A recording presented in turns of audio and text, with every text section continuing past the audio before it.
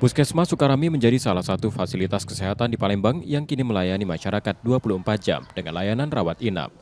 Baru diresmikan pada 6 Januari 2026, layanan tersebut sejatinya sudah berjalan sejak November 2025. Sejak beroperasi, layanan 24 jam Puskesmas ini menangani 23 kasus.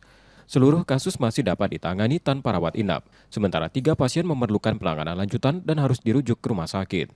Untuk memperkuat kepercayaan, peningkatan kualitas layanan terus dilakukan dari sisi kesiapan tenaga medis maupun fasilitas pendukung.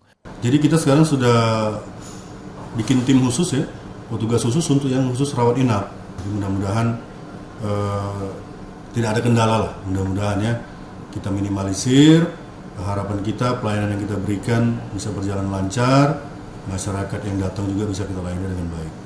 Layanan rawat inap di Puskesmas ini ditujukan untuk memperluas akses layanan kesehatan gratis, meliputi IGD 24 jam, persalinan normal, serta ruang perawatan pasien laki-laki, perempuan, anak, dan pasca persalinan.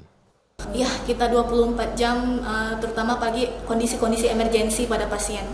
Total ada 8, terdiri dari perawat dan bidan, ada juga tim dari dokternya. Saat ini 5 puskesmas di Palembang telah beroperasi dengan layanan 24 jam dan rawat inap. Masing-masing puskesmas Basuki Rahmat, Alang-Alang Lebar, Selincah, Sematang Borang, dan Sukarami. Muhammad Reza Pahlevi, Kompas TV, Palembang, Sumatera Selatan.